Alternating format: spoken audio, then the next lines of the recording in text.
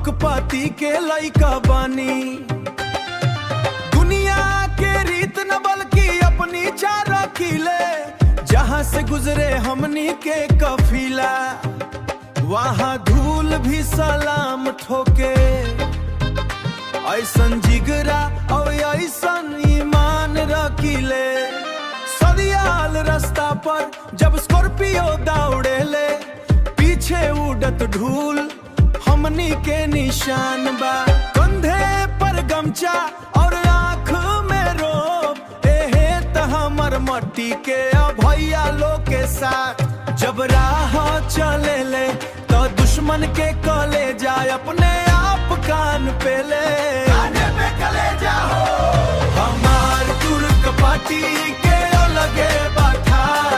साचा बा दोस्ती और पक्का बाबा, रंगदारी नहीं है तो धर्म बा हमानी के जीले तो शान से और मट्टी के साथ। खेत के मेद से लेकर शहर के सड़क तक, केहू से न डरैले बस बड़ों के आशीर्वाद बा।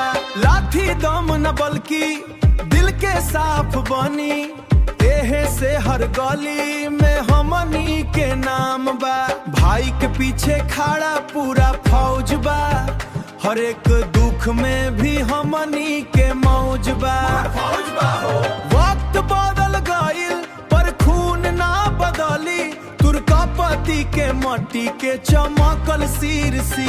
माई बाबू के आगे बाकी दुनिया के आगे हमर तेवर ना बदली। तेवर ना बदली हमार तुर्कपाती के अलगे बाठा।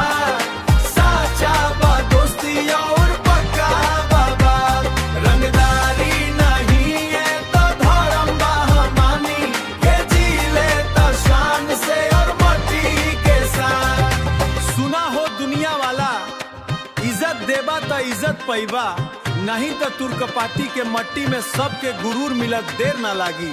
भाईचारा हमर तकत बा और मट्टी हमर जान बा। जय तुर्कपाती, जय तुर्कपाती।